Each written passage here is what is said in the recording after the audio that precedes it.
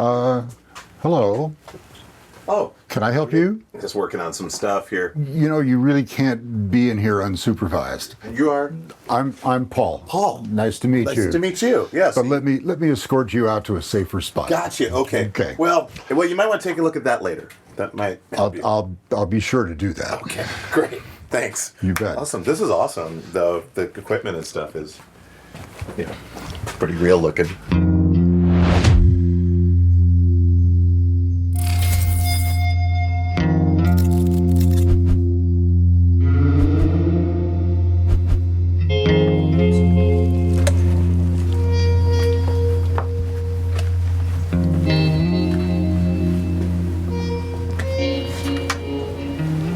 Empty. Ah, fuck. Never know. Could be some sealed gas or something. This is obviously a lab, but what's the history? What is this? Where are we right now? We're in the lab of Alexander Shulgin. So who is Alexander Shulgin?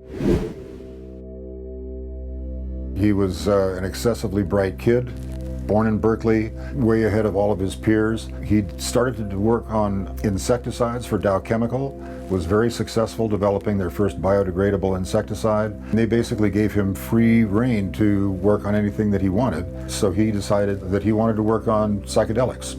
So he started working on derivatives of mescaline and went on to create probably around 175 new compounds based on that starting structure, and published those results. He made a couple things, right? Yeah. What was he most known for? 2CB would be a big one. 2CE, 2CD. And that was created here, 2CB. Oh, yeah. 2CB was created right here. Wow, oh my gosh. MDMA was also synthesized here, not invented here, but... A lot of the really early research on MDMA was conducted right here. Crazy. And so this is basically what it has looked like for the most part, for most of its existence.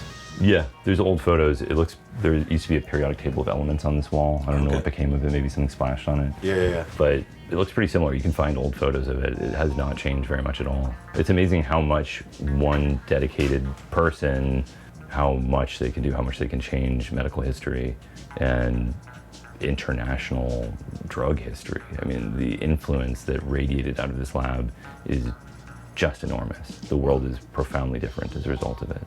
I mean, just if MDMA were the only compound to have emerged from Shulgin's research, that alone would have been an absolutely enormous historical contribution to medicine and science and culture. But it wasn't just MDMA, it was hundreds of other compounds that constitute a massive international market and entire branches of scientific research, entire pharmaceutical companies dedicated to elaborating on concepts that were pioneered by Sasha Shulgin that came out of this lab. It is inspiring and just amazing.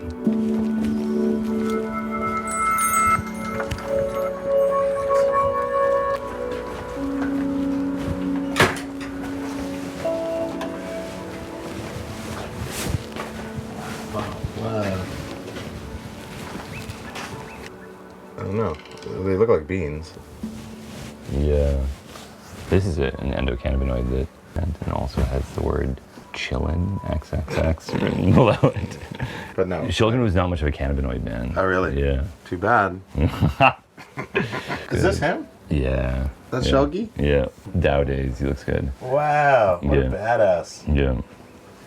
These drawers are full of interesting, weird stuff. I mean, terrorists, privacy, free speech, constitutional abuse, exterm of man, possibly extermination of man. Yeah. Whoa. Conservation, Big Brother, government roles in drug abuse. This is nice. Crazy. So it's just like a little grid. I'm taking a picture of that because I'll need it for my camping trip next weekend. Not that I've ever done drugs. I don't do drugs. I haven't done them. I look at them though. They're interesting. Under microscopy. Oh yeah, Robitussin.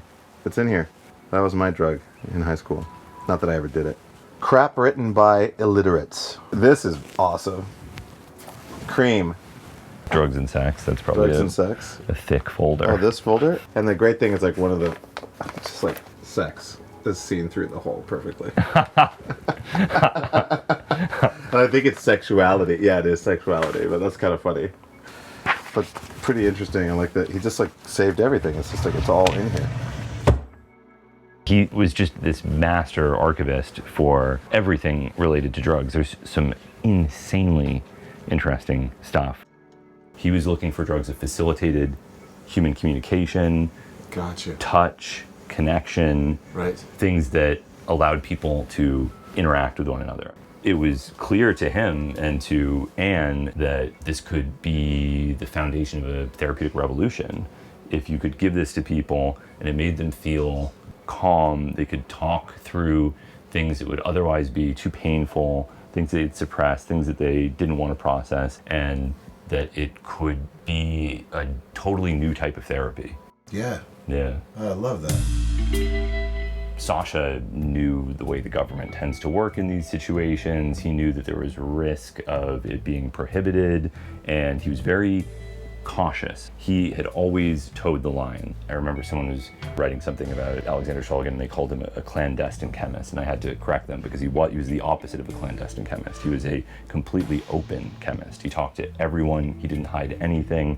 Law enforcement were invited here, but MDMA just kept getting more popular. More and more people were making it in underground labs, and at some point in the mid-1980s, it was clear that the DEA was going to prohibit it.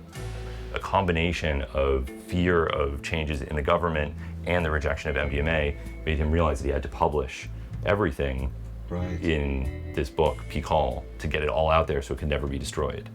And these books describe therapy. If you want to see where the therapy was done, it's right over there. Oh, all right, let's go.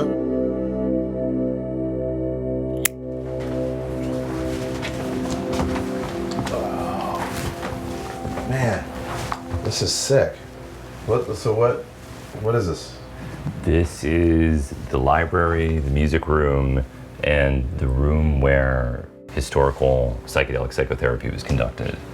What's so amazing about this space is the drugs could be created in that lab and then evaluated right here, a few steps away. Was Anne as methodical in note-taking? Oh yeah, I mean, she's an amazing writer. Yeah. She wrote huge swaths of Pikal and Tikal in a very, yeah. Didn't know that. Her story is prominently featured as well as their story together. So there are sections that Ann Shulgin wrote, sections that Alexander Shulgin wrote, sections they wrote together. It's very nice, very romantic. Yeah. He'd been married to somebody who didn't like psychedelics, and she died, and he was a widower and wanted to be with somebody who could share in these experiences with him. Anne comes in and rocks his world. Yeah. I've been told that this chair was where Anne would sit and conduct psychedelic psychotherapy sessions. Whoa. All right. Oh.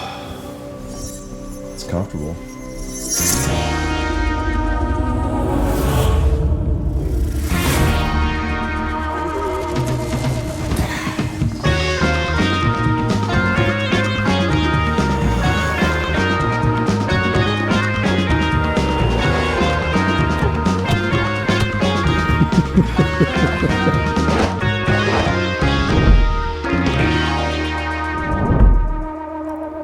Pretty cool. Cool chair. You mentioned maybe earlier, maybe I didn't hear you right, but in those books, Pikal and Tikal, their relationship was involved or involved in it. Oh yeah. Yeah. It's a love story. A love story. Yeah. How so? Because they met one another and their relationship was formed around these experiences that they shared with the psychedelics that Sasha had created. They built the relationship through their mutual appreciation of these compounds and their potential. And their relationship lasted for the rest of their lives. It's a real love story. They loved each other until the end. It was very nice. Ooh. Yeah. So essentially, like they're still open to people coming here, coming here and. Ann Shulgin's daughter, Wendy, wants that. After Ann Shulgin passed, she inherited this property. She wants it to be a place that continues to exist as it currently does into the future, where people can come and see this because it's inspiring. It inspired me, it changed my life, and I'm not alone in feeling that way. You know, to get the opportunity to be here, you know, and to be immersed in this environment, I mean, it's definitely a whole new level of respect, because it's truly incredible.